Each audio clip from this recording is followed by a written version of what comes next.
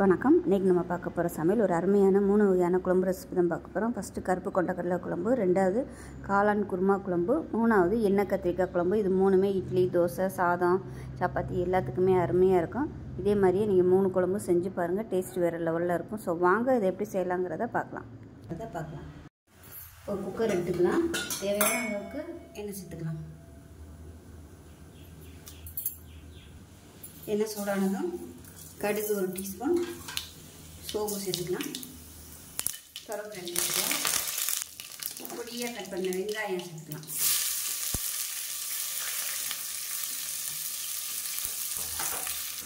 உப்பு கொஞ்சமாக சேர்த்துக்கலாம். வெங்காயம் வதங்குறதுக்கு லேசாக வதங்கினாலும் பூண்டு வந்து ஒரு 2 அப்பல் பூண்டு பொடியும் பூண்டாக தட்டி வச்சுக்கி அதை சேர்த்துக்கலாம். தோலோடு சேர்த்துக்கோங்க தட்டி, அப்போ தான் உங்களுக்கு அந்த வாசனை நல்லா இருக்கும். தோலோட தான் நல்லா ஃப்ளேவர் இருக்கும், அதனால் தோலோடய தட்டி சேர்த்துக்கணும். எல்லாமே நல்லா வதங்கிடுச்சு. இப்போ குழம்புக்கு தேவையான தூள் என்ன சேர்த்துக்கலாம். நான் வந்து வீட்டில் அரைச்ச குழம்பு தூள் தான் சேர்த்துருக்கேன். நீங்கள் எதை பயன்படுத்துங்க, நான் வீட்டில் அரைச்சி வச்சுருக்க பொடி தான் யூஸ் பண்ணியிருக்கேன். நீங்கள் எதை யூஸ் பண்ணுவீங்களோ அதை சேர்த்துக்கோங்க. மசாலா தூள் நல்லா பரட்டியாச்சு. இந்த ஸ்டேஜில் 3 மீடியம் சைஸ் தக்காளி மிக்ஸியில் அடிச்சு சேர்த்துக்கணும். ஒரிஜினல் நாட்டு தக்காளியாக இருந்துச்சுன்னா நீங்கள் அடித்து சேர்க்கணும்னு அவசியம் இல்லை. சும்மா பொடியாக நறுக்கி போட்டிங்கனாலே உங்களுக்கு நல்லா மசிஞ்சிடும். இந்த பெங்களூர் தக்காளிங்கிறதுனால அது வந்து மசியாது. இந்த மாதிரி அடித்து சேர்த்தோம்னா உங்களுக்கு குழம்பு நல்லா திக்காகும்.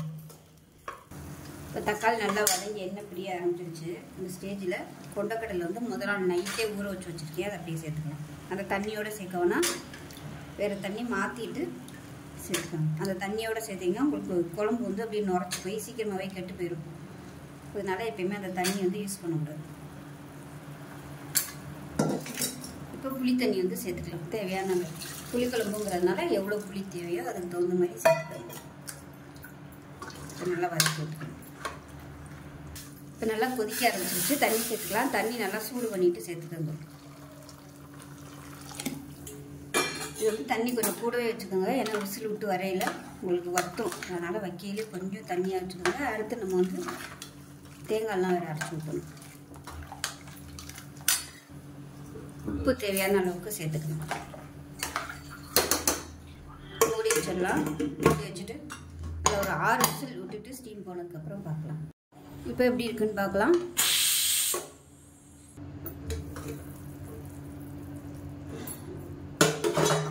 இப்போ பாருங்கள், குழம்பு நல்லா கொதிச்சிருச்சு. இப்போ வந்து ஒரு 4 டேபிள் ஸ்பூன் துருவின தேங்காய், 1 டீஸ்பூன் போல் சோம்பு அரைச்சி வச்சுருக்கேன் சேர்த்து நல்லா நைஸாக இப்போ சேர்த்துக்கலாம். சேர்த்து மீடியமான ஃப்ளேமில் கொதிக்கட்டும்.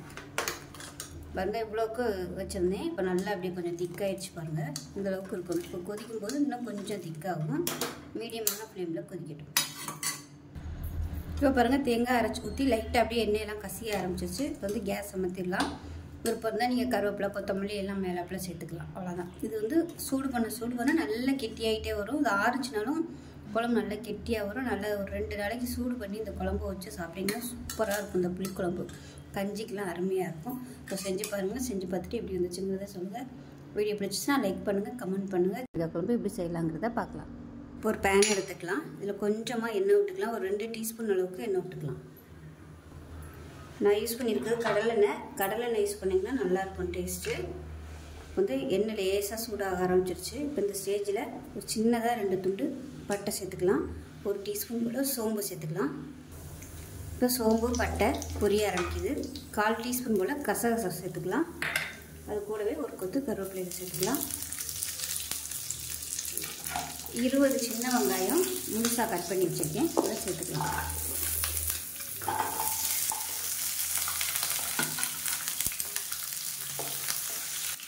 இது கூடவே 10 பல் பூண்டு சேர்த்துக்கலாம். இப்போ இதில் ஒரு 6 முந்திரி பருப்பு சேர்த்துக்கலாம். இது கூடவே மீடியம் சைஸாக ஒரு 3 தக்காளி கட் பண்ணி வச்சுருக்கேன், அதையும் சேர்த்துக்கலாம்.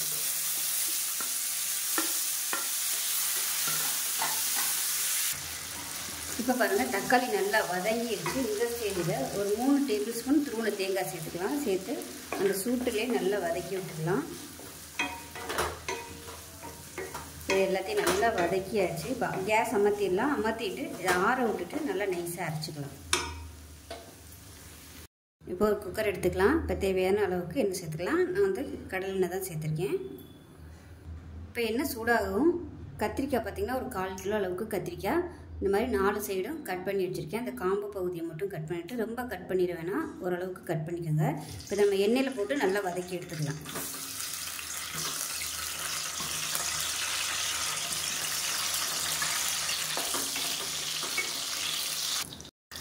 இப்போ கத்திரிக்காய் நல்லா வதங்கிடுச்சு. ரொம்ப குழஞ்சி போகிற அளவுக்கு வதக்க வேணாம், ஒரு 3/4 வேக்காடு வதங்கினா போதும். இப்போ வந்து எடுத்துடலாம், வேறு பிளேட்டுக்கு மாற்றிடலாம்.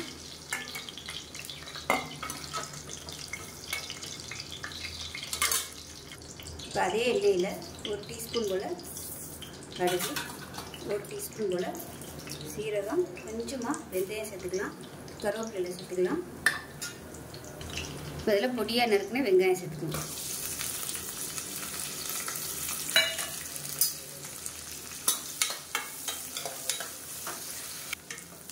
வெங்காயம் ஓரளவுக்கு பொன்னிறமாக வதங்கிடுச்சு. இப்போ வீட்டில் அரைச்சி வச்சுருக்க குழம்பு தூள் சேர்த்துக்கலாம். நீங்கள் வீட்டில் எது வச்சுருக்கீங்களோ அதை சேர்த்துக்கோங்க.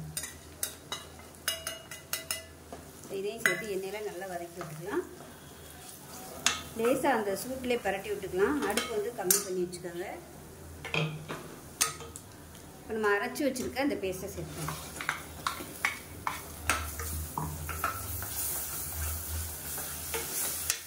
இதையும் நல்லா கலந்து விட்டுக்கலாம்.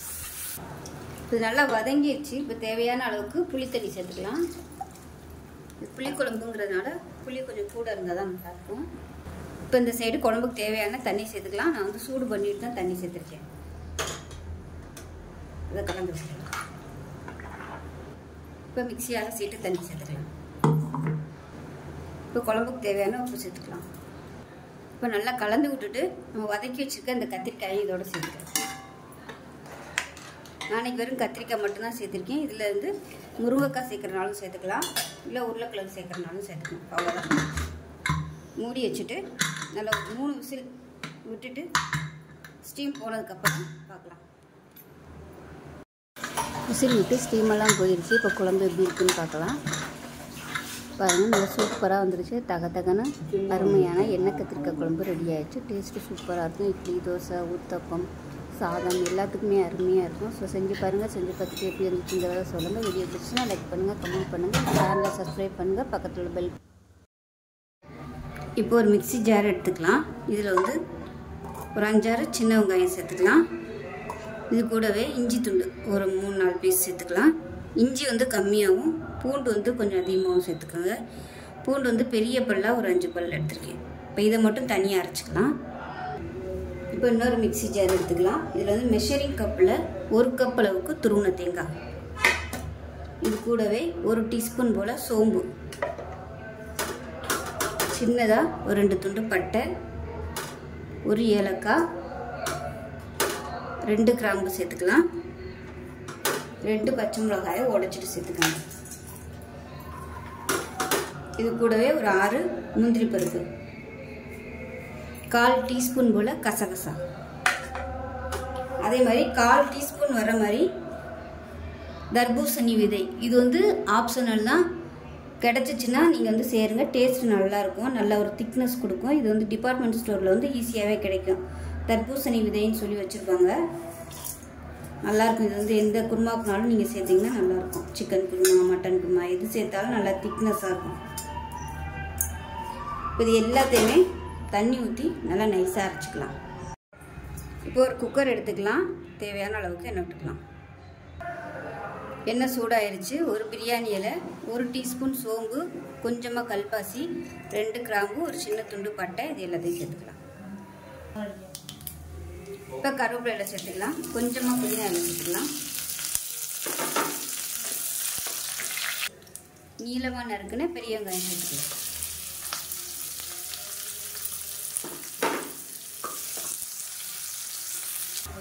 வெங்காயம் வதங்குறதுக்கு உப்பு சேர்த்துக்கலாம்.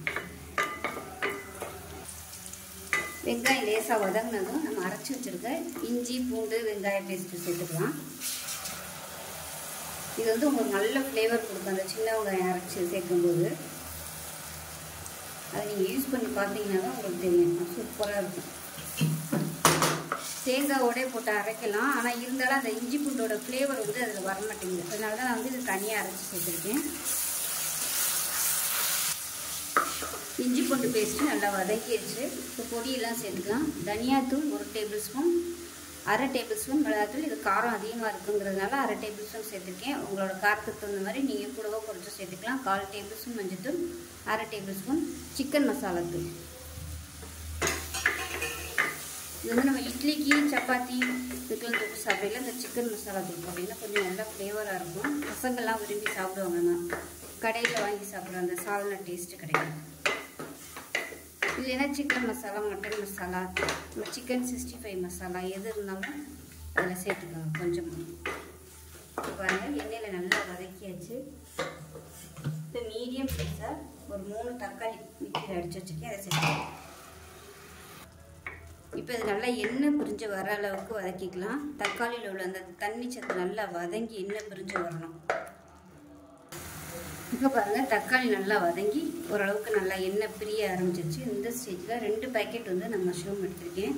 ஸோ இது வந்து ஒரு 5 பேர் 6 பேர் சாப்பிட்ற அளவுக்கு இந்த குருமா கரெக்டாக வரும். அதனால் நீங்கள் இந்த அளவுக்கு மஷ்ரூம் சேர்த்துக்கோங்க. உங்களோட விருப்பம் தான். ஏன்னா இது வந்து வதங்கிடும், அப்படியே சுருங்கிடும், நல்லா கொஞ்சமாயிரும். ஸோ 5 பேர் 6 பேர் சாப்பிடையில ஸோ இந்தளவுக்காவது போட்டால் தான் நல்லாயிருக்கும். இப்போ இதுவும் நல்லா வதங்கட்டும். இப்போ காளான் சேர்த்து நல்லா அப்படியே வதங்கிடுச்சு பாருங்கள். பாதியாக சுருங்கிடுச்சு. இப்போ நம்ம அரைச்சி வச்சுருக்க இந்த தேங்காய் பேஸ்ட்டையும் சேர்த்துக்கலாம். இதையும் சேர்த்துட்டு நல்லா ஒரு 2 நிமிஷம் நல்லா பரட்டி விட்டுக்கலாம்.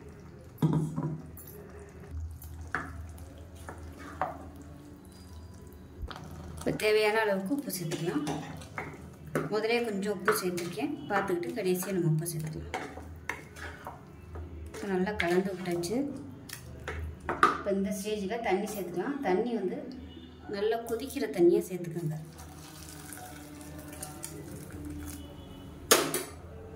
இப்போ திக்னஸ் பார்த்துக்கிட்டு ஊற்றிக்கோங்க. அப்படி ஒரு வேளை ரொம்ப திக்காக இருந்துச்சுன்னா மறுபடியும் நம்ம தண்ணி ஊற்றி கொதிக்க விட்டுக்கலாம். ஏன்னா மஷ்ரூமும் கொஞ்சம் தண்ணி விடும். அதனால் வைக்கையிலே கொஞ்சம் கெட்டியாக வச்சுக்கோங்க. ஒரு வேளை ரொம்ப கெட்டியாகிடுச்சு நம்ம லாஸ்ட்டாக தண்ணி ஊற்றி கொதிக்க விட்டுக்கலாம். இப்போ மிக்சியை அலசிட்டு அந்த தண்ணியை சேர்த்துக்கிறேன்.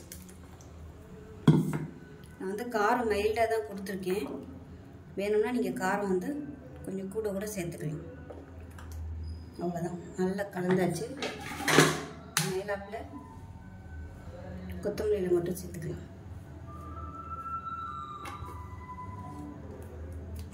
சேர்த்துட்டு மூடி வச்சிடலாம். மூடி வச்சுட்டு நல்லா ஒரு 3 விசில் விட்டுட்டு போனதுக்கப்புறம் பார்க்கலாம். இப்போ ஒரு 3 விசில் விட்டு ஸ்டீம் போயிடுச்சு. எப்படி இருக்குன்னு பார்க்கலாம்.